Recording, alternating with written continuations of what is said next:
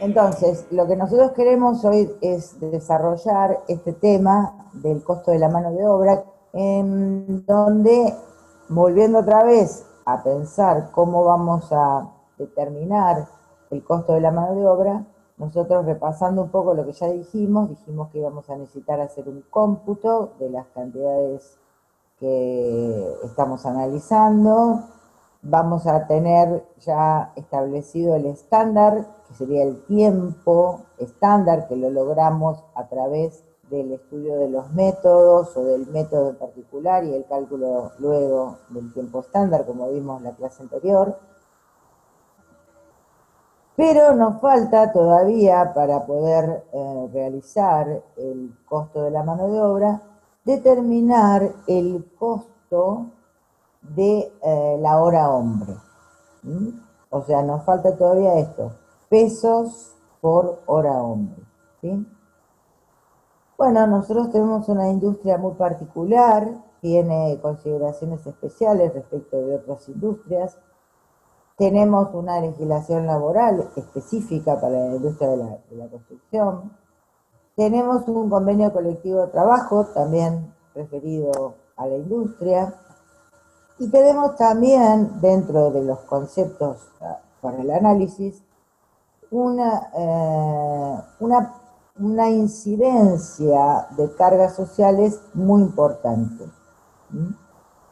Que oscila alrededor del 100% del salario bruto.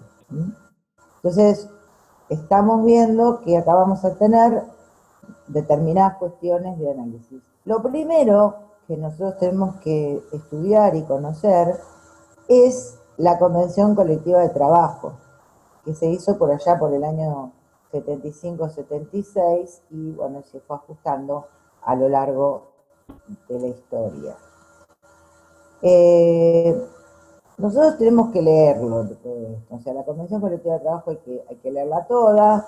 O sea, vamos a ver simplemente algunos aspectos más importantes, como para que ustedes puedan... Uy, ¿qué dice? Perdón, ¿no? Me fui a otro lado. A ver. Para que ustedes la puedan después leer tranquilos. Pero bueno, básicamente la Convención Colectiva de Trabajo lo primero que hace es establecer quiénes son las partes. ¿Quiénes son las partes? Generalmente cuando se hace una convención colectiva de trabajo se tienen dos partes, una parte que represente a los obreros y una parte que representa a los empleadores. Entonces, en este caso, el primer artículo dice eso, ¿quiénes son las partes? Bueno, la Unión Obrera de la Construcción de la República Argentina es la que representa a los empleados. Y después la Cámara Argentina de la Construcción, la Federación Argentina de Entidades de Construcción, el Centro de Arquitectos y Consultores van a representar a los empleadores. Otra cosa importante, bueno, es que esta convención colectiva también se aplica en todo el territorio nacional. Lo único que ustedes van a ver cuando lo estudien un poquito más es que el territorio nacional se divide en zonas. La zona A, que es toda la zona centro y norte, después la zona sur y después la zona austral. Y entonces hay alguna diferencia de tarifa con respecto al valor de hora hombre, de acuerdo a la zona de emplazamiento que se esté analizando. Después, si ustedes siguen leyendo, van a ver a quiénes se involucra, ¿no? O sea, quiénes están comprendidos en esta convención, y entonces dice, por ejemplo, que serán todos los empleadores y los obreros que prestan servicio en la industria de la construcción y ramas subsidiarias, y bueno, y analiza, ¿no es cierto?, cuáles gremios, digamos, están incluidos en esta convención colectiva de trabajo. Después, otra cosa interesante, sobre todo para aquellos que que no hayan estado en obra aún, ¿no es cierto?, es que establece en el artículo 5 las posibilidades de categorías. ¿Se acuerdan que nosotros siempre estamos trabajando por grupos de operarios que en general forman cuadrillas y que esas cuadrillas generalmente están constituidas por varias personas que a veces algunas tienen una, digamos, categoría y otras otra. Entonces acá lo que dice, por ejemplo, que es interesante, es saber qué capacidades tiene al que se lo designa como oficial especializado, al que se lo designa como oficial albanil. Hay una categoría también de medio oficial, albanil, que bueno, estaría, ¿no es cierto?, entre lo que es ayudante y oficial. Entonces dice, por ejemplo, no, bueno, esta calificación en el caso del oficial especializado se atribuye a quien pueda entender, leer planos, sepa interpretarlos, ejecute todas las tareas que cabe requerir a quien tenga aptitudes, tales como replantear obras, ¿sí? O sea que acá ustedes, leyendo un poco lo que dice el convenio, ustedes entonces van a poder ver qué capacidades son las que debe tener un obrero que tiene asignada, por ejemplo, esta categoría. Así lo detalla, este es un resumen, pero así lo detalla para todas las categorías de las distintas especialidades, ¿no? Después está, por ejemplo, hay otros artículos, pero el artículo 7, que nosotros como jefe de obra, sobre todo, tenemos que tener en cuenta, que es que cuando una persona realice más de 200 horas en una tarea de categoría superior a la suya, bueno, entonces directamente hay que asignarle esa categoría. Esto es importante porque a veces llegan a la obra obreros que te dicen, bueno, yo soy, no sé, oficial, por ejemplo, ¿no es cierto? Si uno acepta que esa persona trabaje 200 horas son, para que ustedes tengan una idea, 2 quincenas más o menos. Entonces ya se supone que se le consideró que pertenece a esa categoría. ¿Está bien? Después tenemos otro artículo que también establece, por ejemplo, el artículo 11 establece cuál es la cantidad de horas que se consideran de trabajo normal en la semana. Entonces, o lo que se llaman también horas normales de trabajo. Entonces, la semana se divide en 44 horas normales. Eso es lo que se llama semana laborable de horas normales. 44 horas semanales uno la puede pensar o bien como 9 horas de lunes a jueves y 8 los viernes, o se puede pensar de 8 horas de lunes a viernes con 4 los sábados.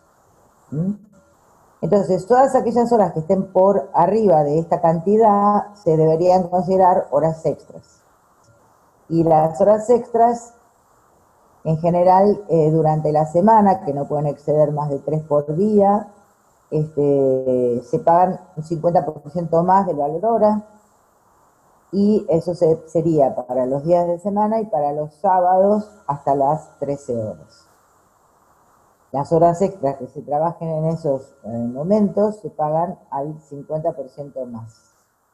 Y después del sábado, las 13 horas, incluido sábado a la tarde, domingo, feriado, son horas al 100%, son horas extras que se pagan al 100%.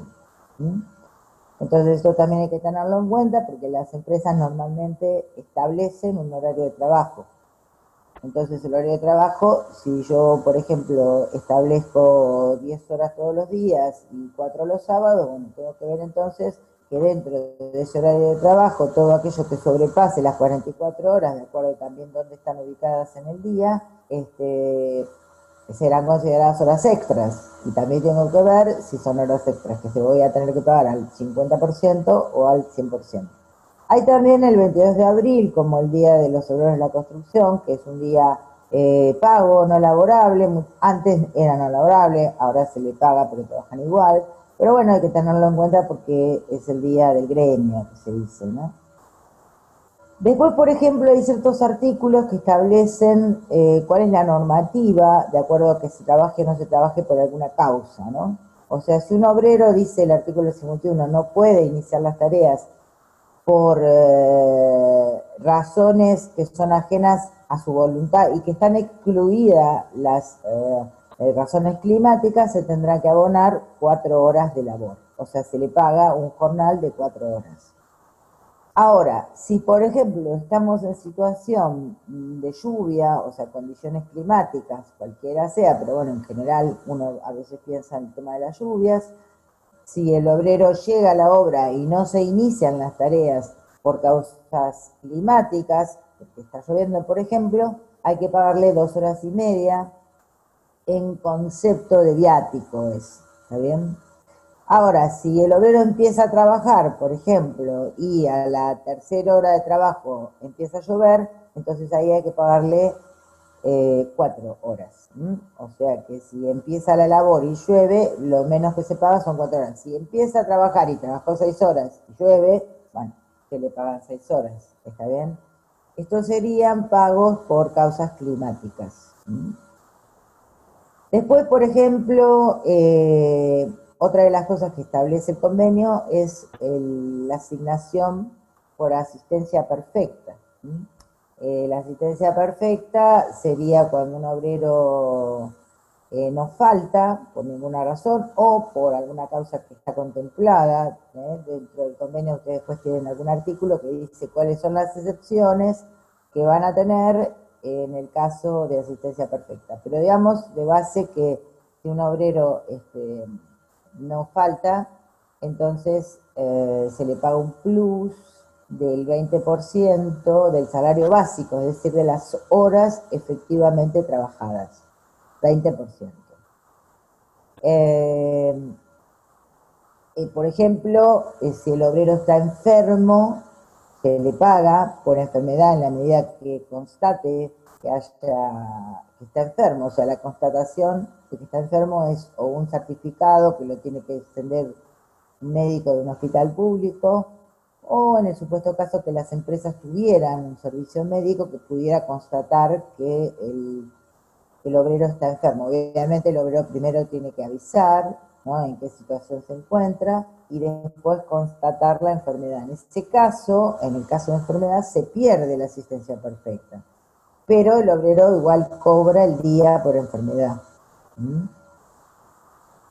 Por ejemplo, en el caso de accidente de trabajo, ahí no se pierde la asistencia perfecta porque está contenido dentro de las excepciones que marca el convenio, el accidente de trabajo, ¿sí? Entonces, accidente de trabajo es algo que ocurrió en el horario de trabajo o en el horario de transporte de ese obrero desde su domicilio al lugar donde se encuentra la obra. Por eso es que hay que registrar, ¿no es cierto?, todas estas cuestiones, como ser dónde vive, dónde está la obra, para saber o estimar cuál puede ser el horario en el que el obrero hace el transporte, que estaría cubierto también un posible accidente que pudiera tener, o los accidentes que tienen obra, ¿sí? Para todo lo que tenga que ver con accidente de trabajo, hay lo que se llama una RT, que es lo que todas las empresas tienen que contratar, ¿no es cierto?, que tiene que ver, bueno, con las características de higiene y seguridad que tenga la empresa. En general, todos los trabajadores debemos tener una ART. Bueno, también el convenio habla de que determinadas tareas que hacen los operarios requieren que se le pague un cierto plus. Por ejemplo, si nosotros ponemos a un oficial a hacer azulejado, entonces deberíamos pagarle un plus del 20% del salario básico, es decir, de las horas efectivamente trabajadas, le voy a pagar 20%. Si hace trabajos de excavaciones, trabajos de hormigonados, trabajos en altura, estos trabajos se deben abonar con un plus correspondiente como marca el convenio, que en general oscilan entre el 10 y el 25%. Entonces también hay que ver si esos obreros que estamos nosotros analizando han tenido este tipo de trabajos, porque sería un plus que se le paga, además del jornal que tienen en el día y además de las horas extras. O sea, si nosotros en este momento estuviéramos pensando, por ejemplo, en que estamos haciendo una liquidación de quincena, porque bueno, otra de las cuestiones es que en la industria de la construcción los obreros, primero, tienen un jornal que es por hora, ¿sí? Eso es lo que marca el convenio, ya después lo vamos a ver. Ellos tienen un formulario de quincenal, o sea, se trabaja por quincena y se paga por quincena. O sea, la primera quincena del 1 al 15 se paga generalmente del 15 al 20 y la segunda quincena es del 15 al fin de mes, 30 al 31 y generalmente se paga del 1 al 5 del mes siguiente. Normalmente los operarios tienen en obra una tarjeta de obra en donde se registra la entrada y la salida y la asistencia, ¿no? O si vino, a qué hora vino, o si estuvo ausente, o si estaba enfermo, que generalmente es un registro que lo lleva el capataz, o lo lleva alguien, o lo lleva el jefe de obra, ¿no es cierto? Que va teniendo el registro de los obreros. Entonces, de acuerdo al horario de trabajo, de acuerdo a si hay horas extras o no, entonces se va agendando el horario de entrada y salida, se va viendo entonces cuáles son las horas normales, cuáles son las horas extras que hay que pagar, se va viendo si hubo alguna cuestión de trabajos especiales, o sea, si algún día, porque por ahí no fueron todos los días, pero algún día se trabajó en alguna de estas actividades, y entonces hay que pagarle el plus correspondiente. Si vino todos los días y no tuvo ausencias, entonces se le abonará también el 20% por asistencia perfecta. Y de esa forma nosotros estamos como armando un poco la liquidación que va a tener ese obrero, que se va a hacer primero para la primera quincena, segundo para la segunda quincena. También puede ser que haya un feriado, entonces ese día es no laborable, entonces no se trabaja, pero sí se paga, ¿sí? En general los feriados se pagan 8 horas, como si se hubiera trabajado 8 horas, y se paga aunque haya habido aunque el feriado hubiese sido un domingo, por ejemplo, ¿no? O sea, eso está establecido también. Entonces se va armando de algún modo la liquidación de la quincena. Pero también, para poder elaborar el costo, yo tengo que tener este conocimiento. O sea, un poco este conocimiento, por más que ustedes como jefe de obra no vayan luego a, digamos, liquidar la quincena, por ahí sí, por ahí no, pero en general digamos, hay una parte administrativa de la empresa que sí lo hace, pero sí tienen que tener el conocimiento, porque además también este conocimiento cuando uno está en obra y es jefe de obra, el obrero, el referente que tiene en la obra es el jefe de obra. Entonces, cuando tiene algún problema de esta naturaleza, que no le pagaron bien o que trabajó no sé, en altura y no se lo pagaron más, la consulta primera va a ser siempre al jefe de obra. Entonces el jefe de obra tiene que estar al tanto de estas cuestiones como para hacer una primera respuesta. Bueno, sí, te lo pagaron bien, no, te falta, está bien, no, no te lo pagaron por tal razón, está bien. Y ya después la discusión mayor pasará a que vaya a la empresa y lo haga allá con la parte administrativa. Pero bueno, todas estas cuestiones nosotros las tenemos que saber porque también son cuestiones que hacen a luego pensar en cómo vamos a elaborar el costo, porque después estas cosas que aparecen acá aparecen en el costo también. Entonces, por eso es que nosotros tenemos que saberlas. Entonces, cuando uno necesita saber, o sea, hay una página que es la página de la UOCRA, para que ustedes puedan, si tienen alguna necesidad, ahí pueden bajar el convenio si lo quieren, ahí está todo lo que se debate en la convención colectiva, o sea, cómo salen las paritarias, qué pasó, y están todos las planillas, ¿no?, de jornales. Entonces lo que ustedes tienen que hacer es buscar, bueno, cuál es la más actualizada, la que corresponde al periodo que estamos tratando. No, yo acá les puse las últimas, que son estas que están acá. Y ustedes acá ven cómo en la planilla se divide por zona, como decíamos. Entonces ustedes tienen que buscar en qué zona están trabajando. Si están acá en Buenos Aires va a ser la zona A. Y ven entonces a partir de ahí los valores. Este es el valor hora que habría que pagarle al oficial especializado. Estos valores que ustedes ven acá, por ejemplo, vamos a tomar la de abajo, que es la de a partir de febrero. Por ejemplo, oficial 175,06 es el valor que se le paga por hora a un operario de categoría oficial. Y así sucesivamente. También van a ver acá que tienen sereno, pero el sereno es mensual.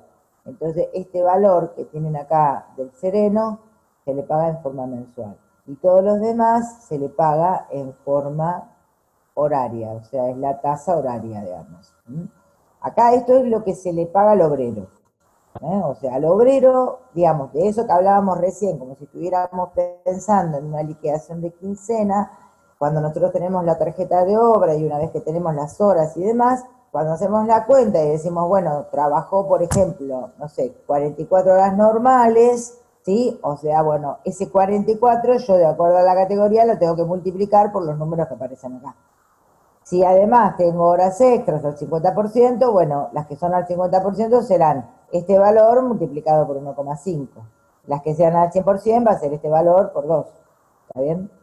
Entonces, de esta forma, yo tengo lo primero que obtengo son los jornales básicos, digamos, ¿no? O sea, los jornales horarios que lo da. ¿Dónde lo voy a buscar? Bueno, acá lo tengo que ir a buscar. Lo tengo que ir a buscar a la UOCRA. Ahora más adelante vamos a ver la ley 22250, que en donde se establece que el obrero tiene lo que llama una libreta de aportes. Bueno, esa libreta de aportes quedó en la historia. Históricamente era una libreta, ahora es una tarjeta magnética, y en donde ahí está el historial del obrero. Y de algún modo los obreros que ya fueron registrados, porque hay dos clases de obreros, los obreros que han sido registrados en el registro y los que no. Hay muchos que no también, ¿no? Y te caen la obra y nunca trabajaron en blanco, ponele, ¿no es cierto? Y entonces ahí tenés un problema. Los que están registrados, ya en esa tarjeta o en esa antigua libreta se establecía cuál era la categoría. Entonces el obrero llegaba, te mostraba la libreta, bueno, en este momento te tiene esa tarjeta magnética y entonces ahí te dice cuál es la categoría. Y si no, si vos te llega y no sabes, por eso es importante ese artículo que dice de las 200 horas que hablábamos recién, porque el obrero llega y te dice, bueno, yo soy oficial, ponele, ¿viste? Entonces, si él trabajara más de 200 horas como en una función de oficial, después no le puedes bajar la categoría. Entonces, lo que el jefe de obra tiene que hacer cuando no tiene el registro previo de la tarjeta de obra, digamos, de la tarjeta magnética, que era la antigua libreta, es, bueno, hacerle una prueba, ver si sabe hacer, o sea, todas las tareas que amerita a la categoría, entonces, bueno, lo pone a trabajar y ahí ya lo designa en esa categoría. El tema también de la UOCRA es porque además siempre ahí se aparecen otras cosas, que no solamente son los jornales, sino que aparecen otras cuestiones. O sea, muchas veces se cobran contribuciones que se llaman no retributivas. O sea, muchas veces se le dan a los obreros esto de que, por ejemplo, bueno, este mes van a cobrar 5.000 pesos. ¿Vieron cuando escuchan ustedes? Bueno, a tal gremio se le dio un plus de 5.000, pero es no remunerativo, dicen. O sea, el no remunerativo quiere decir que no tiene ni retenciones hacia el obrero ni hace aportes patronales. Entonces son no remunerativos. Muchas veces cuando se analizan, cuando todavía no hay paritaria o cuando no se llega a la paritaria, muchos gremios hacen esto, dan como esos plus que se llaman no remunerativos, que vos se lo tenés que pagar al obrero. ¿Está bien? La única diferencia es que no se hacen ni descuentos al obrero ni aportes patronales. En general, cuando uno habla de un no remunerativo, está diciendo le estoy pagando en negro, porque justamente no hay ninguna de esas dos cuestiones. Bueno, los docentes tenemos un montón de eso, o sea, los que somos docentes tenemos un montón de no remunerativos que quedaron en la historia. O sea, cuando uno analiza cómo está constituido el sueldo docente, hay un montón de cosas que se dicen no remunerativo, ¿no? Bueno, se supone que el no remunerativo no debería ocurrir más que en un breve periodo. O sea, muchas veces cuando se habla de una suma no remunerativa se está pensando que en realidad es una suma que luego se va a incorporar a la nueva tarifa cuando se haga la paritaria. ¿Está bien? O consideraciones especiales. Por ejemplo, ahora, si ustedes leen el convenio, hay una parte que dice que si los obreros con este tema de la pandemia no van a trabajar, hay que pagarle el 75% del jornal básico, ¿sí? Y que eso exime en estos momentos a los empleadores de contribuciones patronales. Esto es para este momento. Por ejemplo, en este momento ustedes leen, van a encontrar eso. ¿Qué pasa con los obreros que no van a trabajar? Bueno, no van a trabajar por el caso de pandemia, bueno, hay que pagarle el 75% del valor, digamos, de su quincena, digamos, tipo, por decirlo de alguna forma, ¿no? Y bueno, de eso creo que la mitad es lo que paga el gobierno con esta manera que tiene de contribuir a las empresas, y las empresas están exentas de contribuciones patronales. Entonces, todo esto que yo les cuento está siempre en todas estas negociaciones paritarias que aparecen en la página de la UOCRA. O sea que a la hora de hacer algún análisis de costo de mano de obra es conveniente leer todo esto, a ver qué pasa, ¿no? O si ustedes van a trabajar en esto, deberían estar al tanto de lo que pasa para saber cómo se le está pagando al obrero. Bueno, estábamos acá. Entonces, bueno, esta sería la planilla, la última que está ahí en la UOCRA, ¿verdad? Bueno, después entonces tenemos esto que les decía, porque la ley 22250 tiene en cuenta, o sea, nosotros tenemos un sistema de despido que sería especial, ¿no? Que creo que esto lo hablábamos cuando hablábamos de las características de la industria de la construcción. Un poco decíamos, bueno, que nosotros éramos una industria particular, porque resulta que teníamos obras en forma discontinua, a veces teníamos obras y a veces no, a veces teníamos obras de un tipo y a veces teníamos obras de otro tipo. Entonces, esta situación hacía que era muy probable que tuviéramos que despedir gente. Entonces, esa situación generó esto, la ley 22250, que de algún modo pone una normativa a la cuestión del cese laboral. Entonces, la ley 2250 lo primero que hace, bueno, acá también hay un resumen de la ley, o sea, les aconsejo que le peguen una leída, ¿no? Pero, por ejemplo, primero, bueno, establece quién es el ámbito de aplicación, ¿no? O sea, quiénes son los que están involucrados en esto, que en general somos nosotros, los empleadores y los empleados de la industria de la construcción. Y acá es donde la ley 2250 crea el Registro Nacional de la Industria de la Construcción, ¿no? Entonces, este órgano que se crea, que depende del Ministerio de Trabajo, es lo que se crea para luego inscribir a los obreros en este registro. O sea, las industrias, o sea, si nosotros fuéramos una industria destinada a la construcción, deberíamos tener nuestros obreros inscritos acá. Puede ser que el obrero ya esté inscrito porque ya tuvo otros trabajos anteriores, o puede ser que nosotros necesitemos hacerle esta inscripción. Entonces, bueno, ese es el primer elemento que tenemos que tener. El segundo elemento era lo que la ley habla de libreta de aportes, que yo le decía recién. Bueno, en realidad ya no es más libreta de aportes. Antes era una libreta, ¿vieron? Como la libreta de almacenero, así, ¿no? Que tenía la foto del obrero y en cada hoja se le iba poniendo el lugar de entrada de cada empresa y salida. Entonces, esa libreta, que ahora es una tarjeta magnética, va registrando, ¿no es cierto?, la historia que tiene ese empleado, ¿sí?, ese obrero.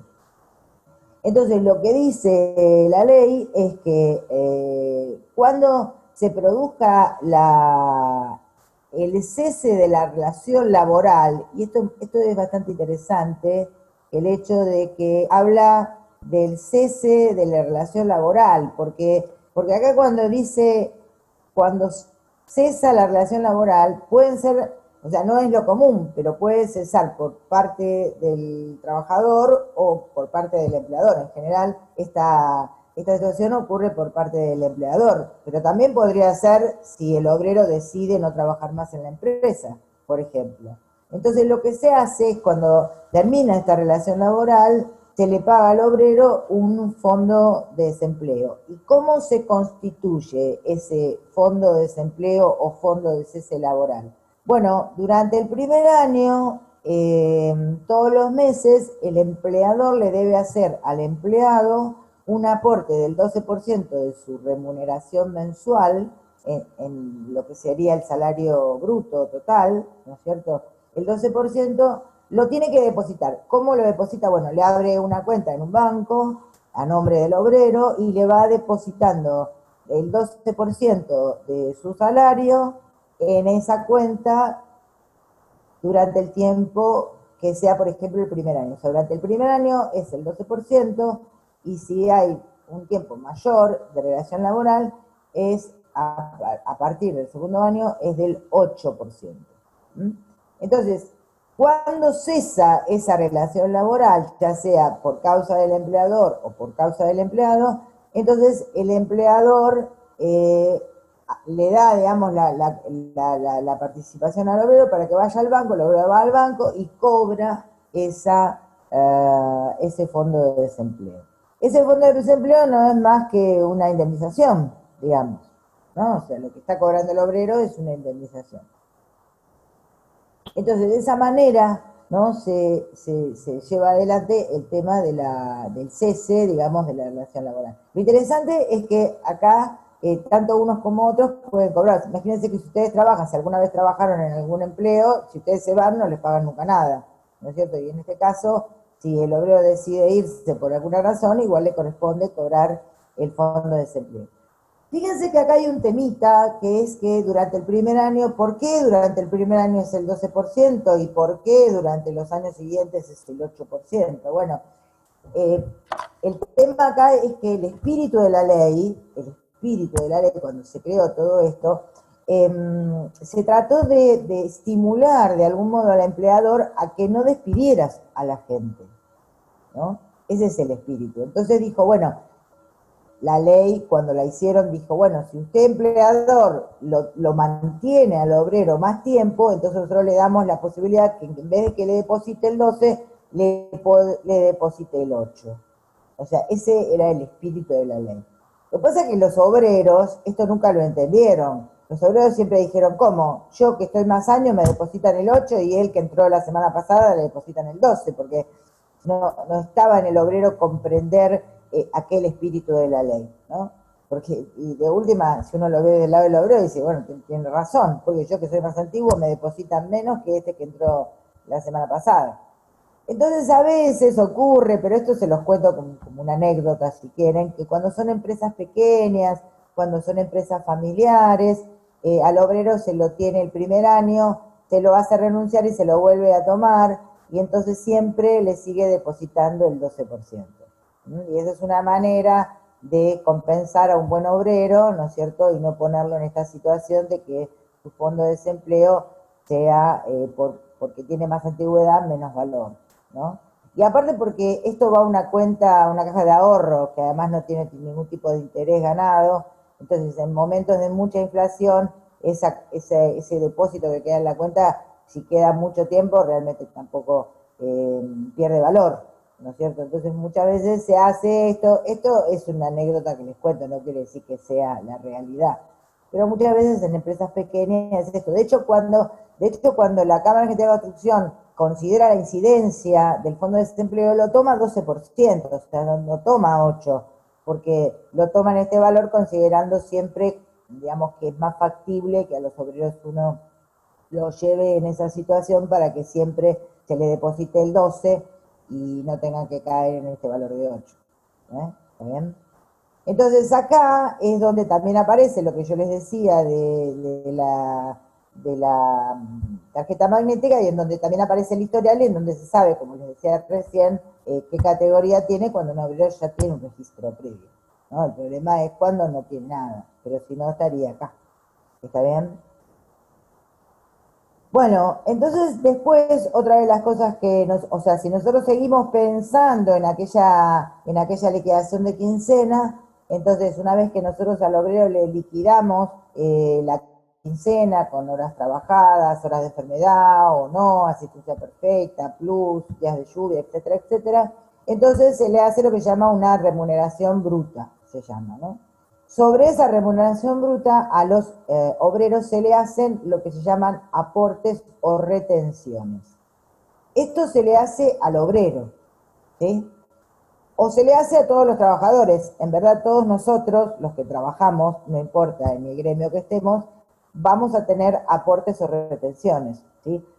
¿Por qué se dicen retenciones? Porque el empleador actúa como agente de retención, o sea, retiene el empleador que luego después deriva al ente correspondiente. O sea, todos los que trabajamos tenemos que hacer aportes a la jubilación. En general, estos valores son valores que suelen fluctuar, depende de épocas, de gobiernos, de situación económica, fueron fluctuando, pero en los últimos tiempos el aporte por jubilación, es decir, el aporte que cada obrero o cada empleado, si ustedes quieren, hace a su propia jubilación, es del 11%. ¿De qué? Del salario bruto que liquidó anteriormente. Que normalmente esto se hace mensual. O sea que acá lo que hay que poner es lo que corresponde a la suma de la primera más la segunda quincena, en el caso del obrero. Después se paga al Instituto de Servicios Sociales para Jubilados y Pensionados, que esto es la caja de jubilaciones, que es el 3%, que se paga el salario bruto. Después también los obreros y todos los empleados pagamos a la obra social, y la obra social, según estas leyes, hay un 2,7 que va directamente a la obra social específica y después el 3% que va al ANSAL, que es un poco la reguladora de las obras sociales, ¿no? Entonces se paga en general, el total es el 3%, o sea, 2,7 más el 3 que va a la otra, el 0,3 en realidad es. Después tenemos, bueno, acá yo lo puse, ¿no? El ANSAL, o sea, el ANSAL es esto, o sea, acá yo tengo por un lado más estas dos, que corresponden a la obra social. Después, todas estas retenciones son obligatorias. Nadie se puede negar a pagar esto. O sea, ningún empleado, ni los obreros de la construcción, ni nosotros. La única diferencia que va a pasar con nosotros es que en vez de pagarle a los PEC, no sé, pagaremos a otra obra social, de acuerdo al gremio que pertenezcamos. Pero nadie puede negarse a esto. Pero sí hay una contribución que es no obligatoria, que es la cuota sindical. La cuota sindical es algo que uno, si quiere, se asocia al sindicato y si no, no. O sea, es no obligatoria. En general, cuando las empresas le hacen las admisiones a los obreros, le hacen todo, lo ponen también el sindicato, todo, ¿no? Pero en verdad, el sindicato podría decir, no, yo no quiero estar asociado al sindicato, ni los obreros ni nosotros, porque es lo único que es no obligatorio. Y después el seguro obrero, que es un seguro que se paga, que el obrero, o sea, que le da la UOCRA al obrero, que es un valor muy pequeño, que se paga en la segunda quincena, bueno, pagan poco y también reciben poco, porque es un seguro bastante pobre. Pero bueno, todo esto entonces va a figurar en el recibo que nosotros le hagamos al obrero, o sea, en el recibo que se le ejecuta al obrero, aparecen todo lo que corresponde a la determinación del total de remuneraciones y todas estas retenciones.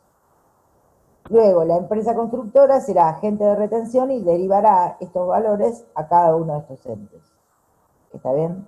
¿Qué es lo que nos pasa a nosotros los trabajadores? O sea, alguno de ustedes trabajó en blanco, habrá visto su recibo de sueldo y habrá visto, ¿no es cierto?, su valor y después las retenciones o los aportes correspondientes. Hasta acá, entonces, al obrero, es decir, hasta acá sería nuestra liquidación. O sea, liquidamos primera quincena, de acuerdo a todas las características que vimos, liquidamos segunda quincena, y en la segunda quincena hacemos en la primera quincena y en la segunda quincena le hacemos las retenciones correspondientes al obrero. O sea que el obrero va a tener un salario bruto y un salario neto, que así se llama, ¿no es cierto?, con efectuada esta retención. Por otro lado, están lo que se llaman las contribuciones o aportes patronales. Ahora nos ponemos del lado de la empresa, ¿sí? Como empresa constructora, ¿qué cosas nosotros tenemos que pagar como contribuciones o aportes patronales? Bueno, lo primero fue lo que hablamos del fondo de desempleo, que es un importe muy importante, grande, ¿no? O sea, según la ley, nosotros vamos a tener que hacer todos los meses ese depósito del 12% del salario bruto en la cuenta del obrero para constituir la posible indemnización a la hora de que se realice el cese laboral, o el 8 depende de lo que corresponde. Después hacemos un aporte al IERIC, que es el Instituto de Estadística de Registro de la Industria de la Construcción, que la misma ley 2250, si ustedes la leen, van a ver que dice en el artículo 12 que además hay que abonar un 3% en concepto de fondo de desempleo al Registro Nacional de la Industria de la Construcción. O sea que esto está relacionado con la misma ley 2250 como aporte patronal. Estos son ya contribuciones o aportes patronales. Después, el empleador también aporta a la jubilación del obrero, o sea que la jubilación de cada trabajador siempre se compone de un monto que aporta el trabajador y otro monto que aporta el empleador. Entonces, el empleador aporta en la actualidad este monto. O sea, todos estos porcentajes que ustedes ven acá son valores de hoy. Pero si ustedes toman este apunte dentro de, no sé, 5 años, puede ser que este número haya cambiado. Porque normalmente se van ajustando. Siempre con los aportes patronales hay discusiones, ¿vieron? Bueno.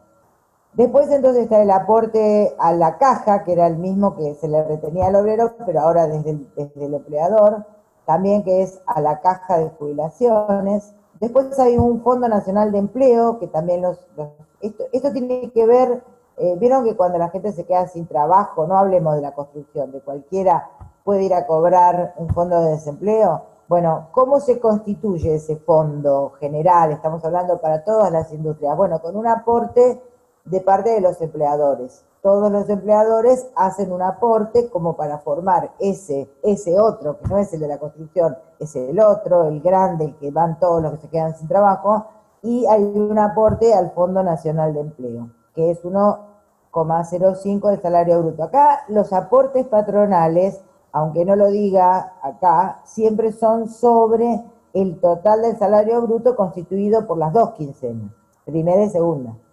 ¿Está bien? O sea, esta liquidación de aportes patronales se hace una vez por mes, no se hace por cada quincena, sino que se hace, digamos, cuando cierra el mes y entonces se toma el salario bruto total del mes, o sea, de la primera más la segunda quincena en salario bruto, ¿ok? Después también el empleador hace un aporte a la obra social, o sea, la obra social también está sostenida de algún modo por el aporte que hace el empleado, esto en general para todas las industrias, y el aporte que hace el empleador. Y también, bueno, al ANSAL de la misma forma que lo vimos antes. Luego, el empleador también tiene que tener las aseguradoras de riesgo de trabajo, o sea, las ART. Esto es una cuestión que viene de hace ya un tiempo, en donde se legalizó esta institución. Cualquier trabajador tiene que tener un respaldo, cualquier empresa que contrata a un trabajador tiene que tener una aseguradora de riesgo del trabajo. Lo que pasa es que estas aseguradoras tienen un costo que depende mucho de la actividad que se realice.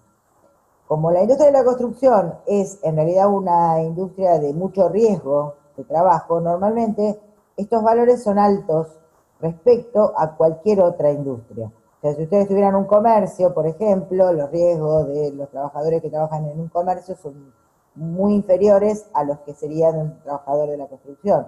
Entonces, los valores de seguro de ART son muy también inferiores respecto a nosotros. Es más, las aseguradoras de riesgo de trabajo también establecen una normativa para la industria de la construcción en función también de cómo se establece, de cómo se controla la seguridad dentro de la obra. O sea, si ellos encuentran que hay una obra que no se controla demasiado correctamente la seguridad, entonces todavía, primero le dan un tiempo para que se ponga en orden, pero les cobran más, ¿no? Porque se supone que va a haber todavía como más riesgos en el desarrollo de esa obra. Pero en general, estos valores oscilan entre el 2, el 8% del salario bruto, estamos hablando siempre, y también hay un monto fijo muy pequeño que se tomaba por obrero, que puede oscilar entre 6 o 10 pesos por obrero. Pero lo que influye en verdad es este número. Estos porcentajes, les recuerdo, siempre son sobre el salario bruto. O sea, sobre el salario bruto de primera más segunda quincena. ¿Está bien? Entonces, bueno, ahí como les acabo de decir, tenemos todas las, por un lado las retenciones y por otro lado los aportes patronales. Todo este paquete va a dar como resultado, o sea, todo lo que vimos hasta ahora va a dar como resultado lo que componen las cargas sociales. ¿Mm? ¿Qué son las cargas sociales? Bueno, las cargas sociales, si uno pudiera definirla, diría, bueno, son todos los beneficios sociales que a través de la historia han recibido los trabajadores. ¿Eh? Entonces, esos beneficios sociales que se tienen van generando, ¿no es cierto?, lo que se llaman cargas sociales. Hay un ente que es la Cámara Argentina de Construcción, que es la que de algún modo analiza estas cuestiones, o sea, la Cámara tiene todo un formulario de análisis para poder establecer cuáles son las incidencias que se tienen frente a qué, por ejemplo. Bueno, frente a salarios pagados por tiempos no trabajados, incluida la indemnización por causas climáticas. ¿Y cuáles son estos salarios pagados por tiempos no trabajados? Bueno, son, por ejemplo, enfermedad, son licencias especiales, se casó y hay que darle 3 días, o 4, o 5, los que corresponda, tuvo un hijo, ¿está bien? Licencias por estudio, tal vez, licencias por ir a donar sangre. O sea, acá aparecen salarios pagados por tiempos no trabajados, inclusive la indemnización por causas climáticas. O sea, cuando usted le pagó, cuando usted le pagaron 2 horas y media porque no empezó a trabajar, tiene un costo. Cuando le pagó 4 horas y trabajó 3, tiene un costo. Entonces, todo esto lo toma acá la Cámara y dice que esa incidencia sobre el tiempo efectivamente trabajado es del 17%. Y hay todo un análisis, ojo que esto, la Cámara tiene todo un detalle de cómo hace para calcular esto, ¿no? O sea, va estableciendo el análisis de cuántos días de lluvia, por ejemplo, para saber los días de lluvia, dice, bueno, a ver, en el año, cuántos días de lluvia hubo en la zona de Buenos Aires, entonces puede establecer qué incidencia puede tener, por ejemplo, de día de lluvia, o sea, cuál es más o menos, saca la Cámara también cuál sería la posibilidad de enfermedad que tiene la estadística con distintas estadísticas a lo largo de los tiempos, cuáles son las estadísticas que tiene respecto a licencias especiales, y cuando esto va dando estos números. Acá, por ejemplo, en asistencia perfecta, la Cámara da 18%. ¿Y qué quiere decir? Porque fíjense que nosotros dijimos hace un ratito que como asistencia perfecta se pagaba el 20%. ¿Se acuerdan? O sea, pagamos el 20%. ¿Pero esto qué es? Esto es la incidencia. Entonces, la incidencia es cómo impacta, para tener una idea, ¿no? Cómo impacta esa asistencia perfecta en el total de los trabajadores. O sea, ¿todos los trabajadores tienen asistencia perfecta? No, podemos pensar. O sea, habrá trabajadores que sí, habrá trabajadores que no. Entonces, como yo le pago 20%, la Cámara establece o presupone que el 90% de los trabajadores de la industria cobran asistencia perfecta. Entonces hace 90% de 20% y le da 18%. ¿Entienden? ¿Se entiende la cuenta? O sea, la Cámara establece que como incidencia dice, bueno, a ver, todos cobran, no, todos no, pero la incidencia es alta, porque los obreros de la construcción, o sea, para los obreros de la construcción, ese 20% es un valor muy fuerte dentro del total de remuneraciones. Entonces, en general, el obrero trata de cumplir la asistencia perfecta. No es lo común. Yo sé que todos los que trabajamos en la industria sabemos que los obreros de la industria también faltan mucho. Pero digamos que hay, o sea, la Cámara estudió el tema y dice, bueno, la verdad es que hay por lo menos un 90% que estaría cobrando la asistencia perfecta. Entonces, por eso hace 90 de 20 y le da como incidencia 18. ¿Ven? Después por acá hay una asignación por vestimenta. Bueno, si ustedes leen el convenio, que yo no lo escribí en su totalidad, van a ver que por ahí hay un artículo que dice que cada 6 meses hay que darle vestimenta, ¿no? O sea, un equipo de trabajo. Entonces, ese equipo de trabajo, bueno, en algún lugar aparece también que si no le das el equipo de trabajo, le das jornales oficiales equivalentes, también está eso en el convenio. Pero bueno, eso también impacta dentro de las cargas sociales, lo que llama vestimenta, y la Cámara lo registra como 3%. El sueldo anual complementario, porque ustedes vieron que seguramente si alguno de ustedes trabajó, alguna vez le pagaron aguinaldo, ¿vieron? Bueno, el aguinaldo es lo que se paga también a los obreros y eso constituye lo que se llama el sueldo anual complementario, que tiene esta incidencia. Después dice incidencia del fondo de cese laboral o indemnización. Esto es el fondo de desempleo. Entonces, fíjense cómo la Cámara da este valor, porque el fondo de desempleo lo impacta con el 12, más lo que se paga también, porque no son solamente las horas, sino que también está afectado alguna de estas otras de sueldo no complementario, de vacaciones, entonces impacta en un 16,93. Entonces saca un primer monto, que sería este. Hasta acá fueron todos beneficios que se le dio al trabajador, ¿no? O sea, todo lo que se le pagó al trabajador de algún otro modo más allá de su hora. O sea, todo esto fueron cosas que el empleador pagó, ¿sí? Que lo pagó en días de lluvia, que lo pagó en asistencia perfecta, que lo pagó en vestimenta, que lo pagó en sueldo no complementario. ¿Está bien? ¿Quién lo cobró todo esto? Lo cobró el empleado, lo cobró el obrero. Y después aparecen las contribuciones patronales, que fueron las que vimos recién. Todo eso que yo les dije de contribuciones patronales tiene una incidencia en un jornal del 39%. Y la Cámara, hace algunos años, también toma la incidencia de la RT. Y dice que esto hace toda una aclaración, dice que bueno, que lo va a tomar en promedio para todo el país, etcétera, etcétera, y toma que la incidencia de la RT es el 8,77. La cuestión es que si nosotros sumamos todo esto, estamos teniendo unas cargas sociales que, como ven acá, porque 100 suma del salario efectivo, ¿no? O sea, del 115%, o sea, estamos en cargas sociales que superan el 100%. Esto es algo que no se da en todas las industrias.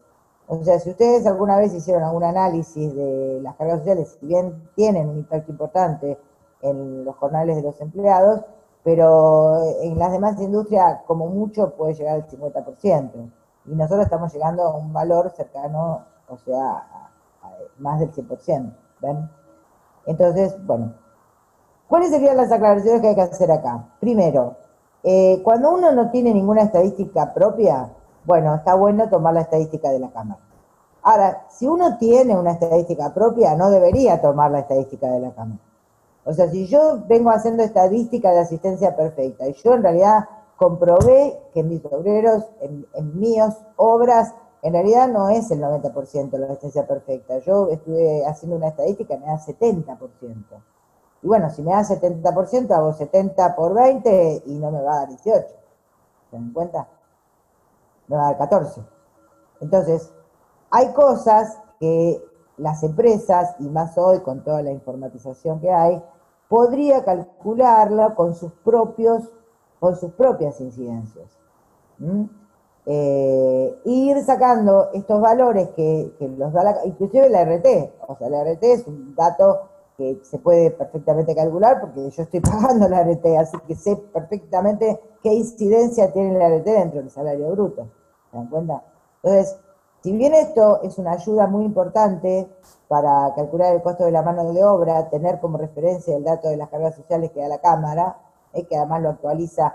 Este es el mismo de este año, yo acá lo tenía del año pasado, pero lo chequeé con el de este año y da exactamente lo mismo, porque inclusive la Cámara lo va modificando, porque por ejemplo una cosa que se modifica muchas veces año a año son los días feriados. Entonces hay años que hay más feriados que otros y entonces la incidencia de feriados puede llegar a cambiar, o si cambió alguna cosa de los aportes patronales, entonces la Cámara va cambiando este valor año a año, lo va cambiando. Pero lo tiene más o menos en ese número, ¿sí?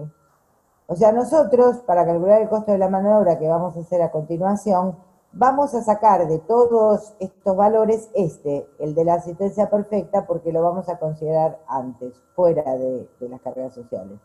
¿Por qué? Porque cuando uno hace la liquidación y paga la asistencia perfecta, eso queda dentro del salario bruto y todo lo demás está afectando también a la asistencia perfecta. ¿Entienden? O sea, cuando ustedes, porque todo esto dijimos que las contribuciones patronal y todo esto se acuerdan sobre el salario bruto. Entonces, en realidad, la asistencia perfecta queda incorporada a ese salario bruto y es afectada por todas estas. Entonces, lo que nosotros vamos a hacer es, de acá vamos a sacar la asistencia perfecta, y vamos a tomar el número que corresponde al 215 menos 18. ¿Por qué lo vamos a tomar separado? ¿Se entiende? Bien, ¿hasta acá hay alguna duda? Qué bárbaro, es maravilloso. Nadie tiene ninguna duda. Bueno, antes de ir llegando al cálculo del costo de la mano de obra, entonces vamos a hacer algunos detalles de algunas cosas, porque vamos a tener que incorporar en el costo ciertas incidencias que vamos a tener que calcularlas nosotros. O sea, vamos a tomar incidencias que va a dar la Cámara con las cargas sociales, pero algunas incidencias las vamos a sacar nosotros. Por ejemplo, las incidencias de horas extras. O sea, nosotros tenemos, cada empresa tiene un horario de trabajo establecido. Eso lo establece la empresa. Dice, bueno, yo voy a trabajar con este horario. De lunes a viernes, no sé, pongamos 10 horas de lunes a viernes y 4 horas los sábados, o 8 horas los sábados, depende, bueno, cuál sea el horario de trabajo. Entonces, va a haber una relación para poder sacar la incidencia que estoy pagando de horas extras, tengo que hacer la cuenta entre las horas que cobro respecto de las horas que trabaja el obrero. O sea, la relación entre horas cobradas sobre horas trabajadas. ¿Cómo se hace? Bueno, es muy fácil, ¿no? O sea, si el horario de trabajo fuera de lunes a viernes de 7 a 18 y sábado de 7 a 16, considerando 44 horas semanales que indica el convenio, o sea que lo tomamos de lunes a viernes 8 horas y sábado 4, con estos datos sacamos la incidencia. Decimos, bueno, ¿cuáles son las horas que se trabajaron? Bueno, se trabajaron 10 horas por día, ¿sí? Porque dijimos que trabajábamos 10 horas por día, durante lunes a viernes, y trabajamos los sábados 8 horas. ¿Está bien? Esas son entonces las horas trabajadas. Pero ¿cuáles son las horas que realmente cobra el obrero? Y bueno, acá tengo que decir cuántas horas cobró normales, 44. Después tengo que hacer la cuenta cuántas horas cobró al 50%, que van a ser las de la semana, ¿sí? Y la del sábado a la mañana. ¿Y cuáles van a ser las que cobró al 100%? Que van a ser las del sábado después de la 1 de la tarde.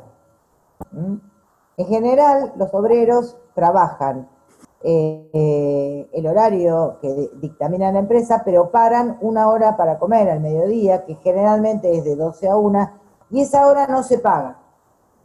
Ojo con eso. O sea, las horas totales, si yo pienso de 7 a 18, en verdad tengo que pensar que hay 1 hora en el medio de las 12, que generalmente se para comer, y esa hora el obrero no la cobra, la toma como descanso. En general, el horario de trabajo es un horario que está establecido. O sea, si vos te tenés que quedar, si vos tenés que esperar al camión hasta esa hora, tenés que pensar en horas extras. O sea, pero el obrero ya tiene un horario de trabajo establecido. En general, no se puede hacer. Podés hacerlo si querés, pero en general no corresponde, porque hay un horario establecido y ese horario es el establecido. Vos tenés que trabajar las horas normales que tenés, y si te tenés que quedar, y si el obrero se tiene que quedar más tiempo, entonces tendrán que ser horas extras. Después, entonces, el tema de la incidencia de asistencia perfecta, que dijimos que si tomamos el valor de la cámara va del 18%, si tomamos el valor de la cámara va al 18%, y si no tomamos el valor de la cámara va a dar el valor que nosotros tomemos. La incidencia de bonificaciones especiales, que esto se puede considerar o bien como un global de todas las posibles trabajos especiales, o bien como particular en cada situación, porque es verdad que nosotros tenemos obreros que siempre trabajan en excavaciones, obreros que siempre trabajan en altura, obreros que siempre trabajan en hormigón, entonces le podemos afectar directamente por el porcentaje que marca el convenio. O tomar un valor promedio, que es pequeño, generalmente o no más de un 3%, si consideramos como un total de posibilidades de que en algún momento ese obrero esté haciendo algún trabajo especial. No pasa del 3% este valor. Y las cargas sociales, que dijimos que vamos a tomar las de la Cámara, sacándole simplemente la de asistencia perfecta, porque es la que vamos a calcular nosotros en forma precisa. ¿Está bien? Bueno, y entonces decíamos que estas eran las incidencias que vamos a tomar. ¿Por qué? Porque ahora, entonces, lo que vamos a hacer a continuación es calcular el costo de la mano de obra. Entonces, el cálculo que vamos a hacer es el siguiente. O sea, lo primero que nosotros tenemos que buscar es el jornal básico. Esto lo tenemos que hacer por categoría. O sea, vamos a tener nosotros, a los fines del trabajo práctico que vamos a hacer, lo vamos a hacer para la categoría oficial y para la categoría ayudante. O sea, hacemos dos cálculos paralelos. Entonces, vamos a empezar con el jornal básico. ¿Cuál es este jornal básico? El que da la UOCRA, el que mostramos hoy en la planilla, ¿se acuerdan? Cuando estábamos hablando el valor pesos por hora, que eran 170, 200, ¿se acuerdan? Entonces empezamos con ese número. ¿Por qué? Porque el costo lo vamos a sacar pesos por hora hombre, que es el número que nosotros necesitamos para calcular el costo de la mano de obra. ¿Se acuerdan que el costo de la mano de obra, para repasar, era el cómputo por el estándar por el costo de mano de obra? Y el costo de mano de obra es este, pesos por hora hombre. Entonces lo vamos a hacer para la categoría oficial y para la categoría ayudante. Entonces, empezamos con el jornal básico que marca la UOCRA, después le sumamos la incidencia de horas extras, que es lo que hablamos recién, o sea, las horas pagadas sobre las horas trabajadas, que surge del horario de trabajo que establezca la empresa para este caso. A eso le vamos a sumar la incidencia por asistencia perfecta, que dijimos que tomamos 18%, que es el que da la cámara, y vamos a tomar ese valor. Y a eso le tendríamos que sumar la incidencia de bonificaciones especiales. Nosotros lo vamos a hacer con este número en forma global, en forma global. O sea, vamos a tomar el 3% de incidencia. O sea, como que tenemos obreros que alguna vez trabajan en alguna actividad, otras en otra, y hacemos un promedio, por decirlo de algún modo. ¿Está bien? Eso nos va a dar un valor. Bueno, acá, por ejemplo, en colocación, ojo que solo le corresponde al oficial, porque el que va a impactar con el 20%, en el supuesto caso, ¿no?, que ustedes tuvieran que hacerlo, solo le va a corresponder al oficial porque es el único que va a hacer la colocación, ¿no? O sea, el plus no se le va a pagar al ayudante, se le paga al oficial. Y eso nos va a dar entonces lo que llamamos salario básico. ¿Está bien? Partimos de la hora hombre, le sumamos incidencia de las extras, le sumamos incidencia de extra perfecta y hacemos un global del 3% con incidencia de bonificaciones especiales. A ese total de salario básico le vamos a sumar la incidencia de cargas sociales, que vamos a tomar las de que da la Cámara, ¿sí? Pero le vamos a descontar la asistencia perfecta, porque ya la pusimos acá. O sea que de esa lista que yo les di, van a tomar todo, inclusive la RT, porque como ustedes van a hacer solamente este cálculo, van a tomar la incidencia que da la Cámara, la van a dejar, pero le van a sacar la incidencia de asistencia perfecta porque se la pusieron acá. ¿Está bien? Y eso es porque en verdad, las cargas sociales se calculan sobre la asistencia perfecta. O sea, en el cálculo más fino, las cargas sociales están impactadas también en la asistencia perfecta. Por eso no la pongo en el valor de la Cámara. ¿Está bien? Y eso nos va a dar entonces a nosotros el valor final, que sería el salario bruto. ¿Qué vamos a hacer nosotros? Esto vamos a hacer. ¿Y por qué lo vamos a hacer esto? Porque cuando va a llegar un momento en que vamos a caer, o sea, dentro del proyecto, nosotros podemos calcular el costo total de mano de obra. Porque, ¿se acuerdan que yo cuando les expliqué el proyecto le dije que en el calendario había la posibilidad de poner los días, pero además de poner las horas de trabajo? ¿Se acuerdan? Que habíamos visto que yo le podía poner el horario de trabajo. Entonces, si yo por un lado le cargo el horario de trabajo y por otro lado le cargo este número, el proyecto va a poder dar cuál es el costo de mano de obra que tiene cada tarea y por último todo el programa. Entonces, ese cálculo nosotros lo vamos a hacer.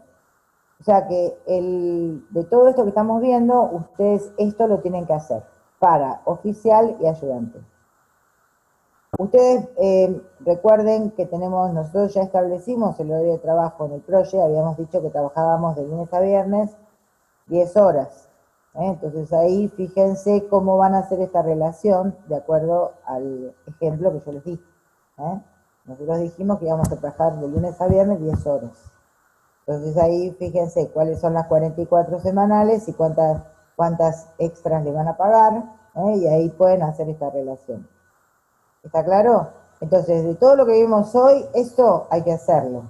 Hay que hacerlo para oficial y hay que hacerlo para ayudante, para tener ese dato, para después, cuando llegue el momento, que va a ser la próxima clase, vamos a explicar un poco más el tema de recursos del proyecto, y ahí, cuando llegue el momento, le vamos a cargar este número. O sea, por el momento lo tienen, lo calculan, lo guardan.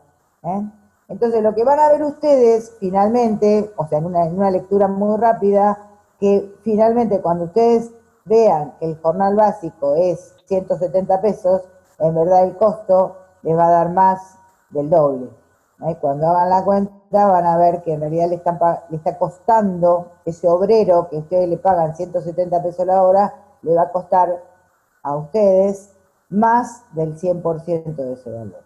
Entonces, esto también para tener una idea, es muy importante pensar que lo que yo le pago no es lo que me cuesta.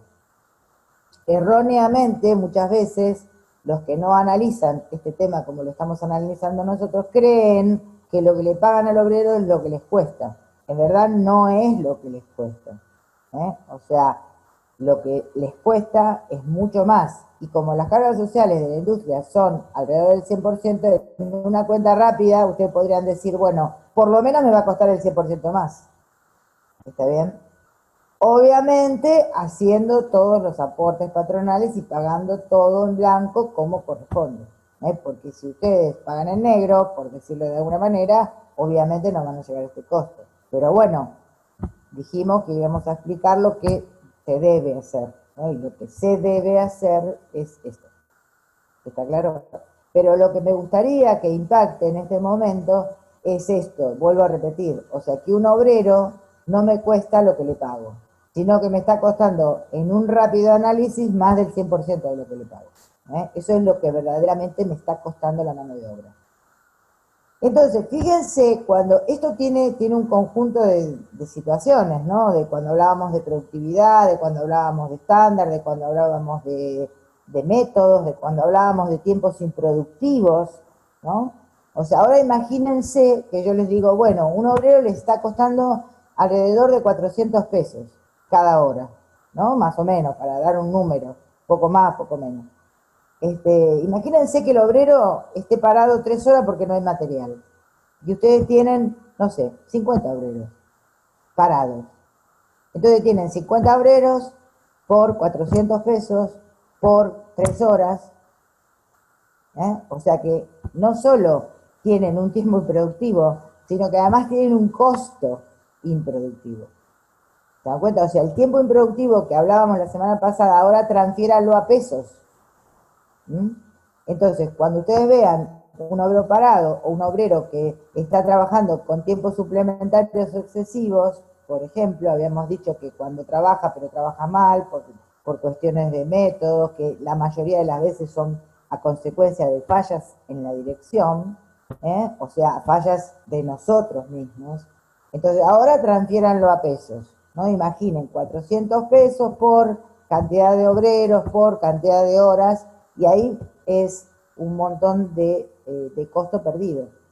¿Se dan cuenta? Entonces, ¿por qué tiene tanta influencia? O sea, si antes no vieron que la influencia era solo en tiempos, ahora transferida a pesos, bueno, pueden hacer rápidamente la cuenta de cuánto, digamos, están perdiendo cada vez que ustedes, por alguna falla de la dirección, tengan un equipo a la espera, o porque se rompió una máquina, o porque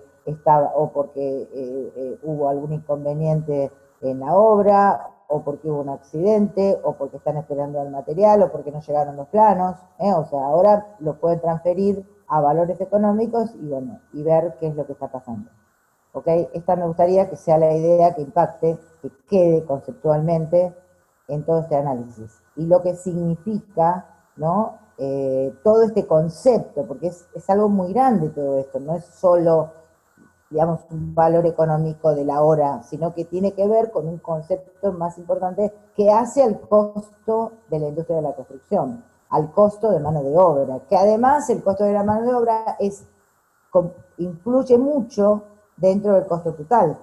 O sea, porque siempre estamos hablando que está en el orden del 40-50% del costo total. Entonces, la influencia del costo de la mano de obra es tanto que también tenemos que estar muy atentos en dónde generar medidas correctivas. ¿Para qué? Para mejorar la productividad, que era lo que veníamos trabajando, ¿no? O sea, veníamos trabajando este concepto de productividad que tal vez no nos dimos cuenta en ese momento porque no lo habíamos llevado a pesos, a lo que significa, ¿no? O sea, este es uno, tampoco es el único, pero es uno de los controles, ¿sí?, que el gerenciamiento tiene que hacer, ¿eh?, para llevar a una mejor productividad. Por supuesto hay otros. Por ejemplo, una mala política de compras también genera mayores costos y deteriora la productividad. O sea, no es el único lo que estamos analizando. Pero todo esto conduce a esto que hablábamos de la productividad y de mejorar la productividad. Vamos a dar algunos conceptos muy sencillos como para presentar un poco el tema de lo que es la remuneración por rendimiento. En realidad ese sería el término adecuado que deberíamos darle, que tiene que ver con la posibilidad de incentivos, ¿no? Entonces, lo primero que nosotros tenemos que pensar es que realmente la remuneración que se le debe abonar a un obrero es, en definitiva, el resultado de una transacción comercial, donde la contraprestación es justamente la remuneración. Ahora, ¿qué es lo que pasa? O sea, las partes en realidad respecto a la remuneración tienen conceptos distintos, ¿no? ¿Por qué? Porque si yo me pongo del lado del empleador, el empleador está dispuesto a pagar de acuerdo a la cantidad de producto que se realiza, ¿no? O sea, el empleador piensa eso, bueno, yo pago de acuerdo a lo que se hace. Pero el obrero no piensa de la misma manera. El obrero dice, bueno, no, yo quiero que me paguen por el tiempo que yo dedico al trabajo, ¿verdad? O sea que las posturas que se tienen son diferentes y es la realidad. Esta es la pura realidad.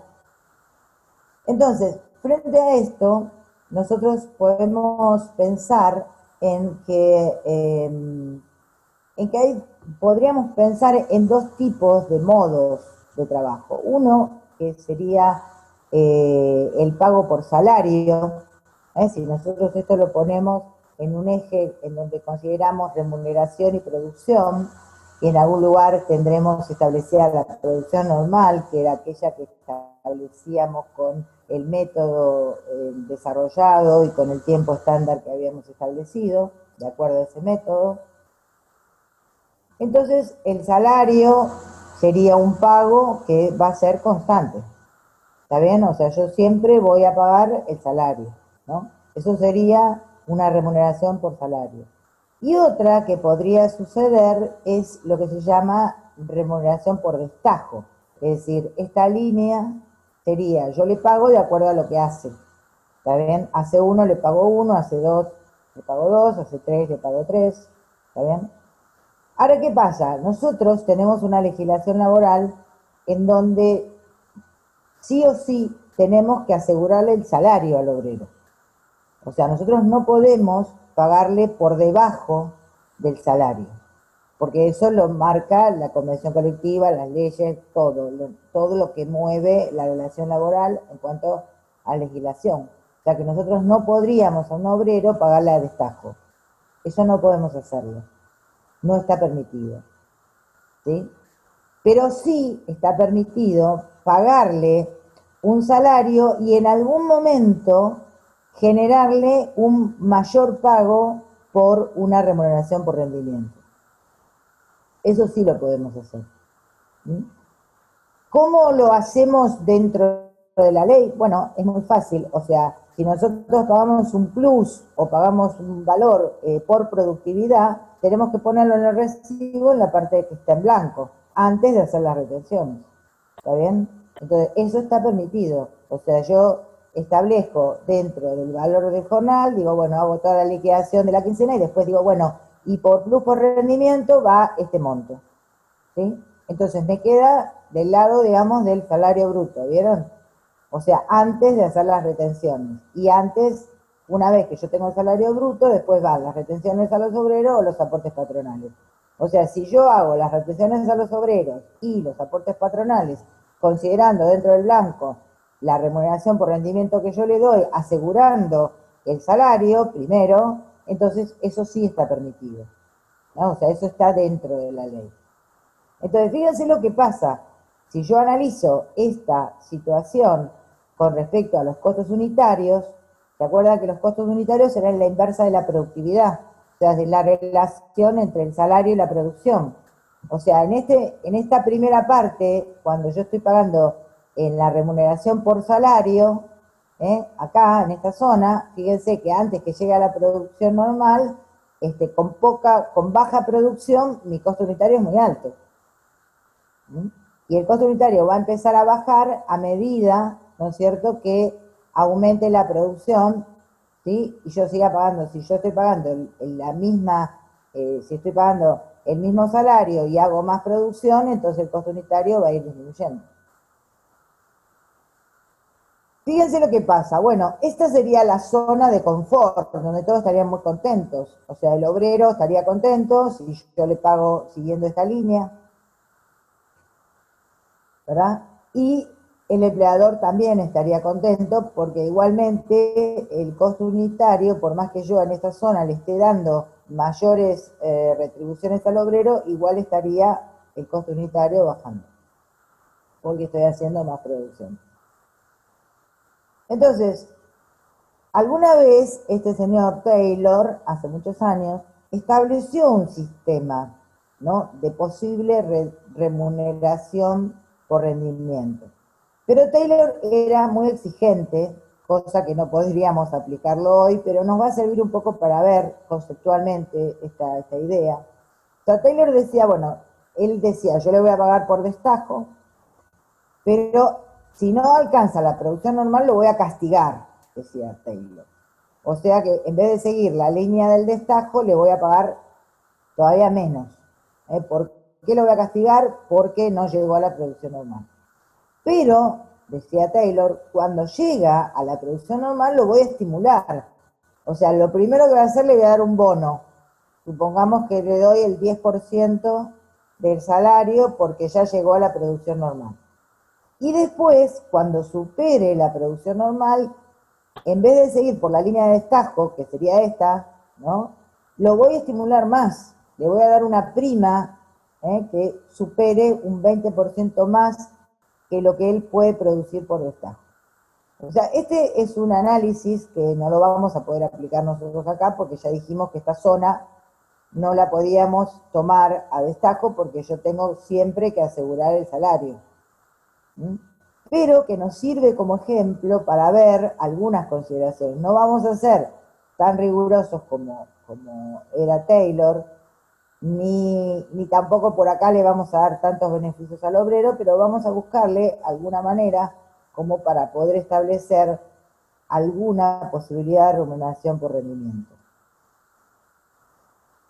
Acá, por ejemplo, esto podría ser una remuneración establecida a través de una norma horaria, ¿no? O sea, uno hace el estándar y dice, bueno, para hacer determinada producción, ¿no?, yo creo que el estándar son 10 horas, por ejemplo. Entonces, ¿qué puede pasar? Puede pasar que haya obreros que lo hagan en menos tiempo, ¿verdad? O sea, este era mi estándar, pero lo hacen en menos tiempo, lo hacen en 8 horas. Entonces, ¿yo qué le voy a pagar al obrero? Le voy a pagar 10, porque establecimos que ese era el estándar. Entonces, yo lo estoy remunerando a su favor, le estoy pagando 2 horas más que la que verdaderamente empleó, porque mi estándar era 10 horas. Pero ¿qué pasa? Si ese obrero tardara más de mi norma, como yo no le puedo pagar menos de lo que trabajó, porque es el salario, porque yo no le puedo, porque la norma establecida legal implica que le tengo que pagar el salario, bueno, entonces le pagaría las 12 horas trabajadas, ¿sí? Esto sería, digamos, las ganancias del obrero directamente relacionadas con la producción que hace. Pero también hay otros procesos en donde se establece que si el obrero digamos, emplea un tiempo menor al de la norma, la diferencia no se la voy a dar al 100% al obrero, sino que le voy a decir, bueno, le pago, ¿no es cierto?, las 8 horas que trabajó por el estándar horario, pero la diferencia, o sea, las 2 horas restantes, se las voy a pagar aplicándole un coeficiente de reducción, que puede ser 30, 40, 50, 70%. Esto es lo que se llama 50-50, por ejemplo, es decir, 50 para el obrero, 50 para el empleador. Puede ser 70-30, 70 para el obrero, 30 para el empleador. Y esto lo que hace, que era una pregunta que el otro día me estaba haciendo un compañero, ¿qué pasa si la producción normal no está bien determinada? Puede ser, no sería la idea, uno tendría que tratar de llegar a una producción bien determinada, con el método que estoy empleando. Pero cuando esa producción normal puede tener fallas, bueno, entonces acá habría una norma que estaría contemplando con este coeficiente que todo lo que esté de más no se lo va a llevar el obrero, sino que le vamos a partir una diferencia. Y con esto podríamos cubrirnos que esta producción normal no fue bien calculada.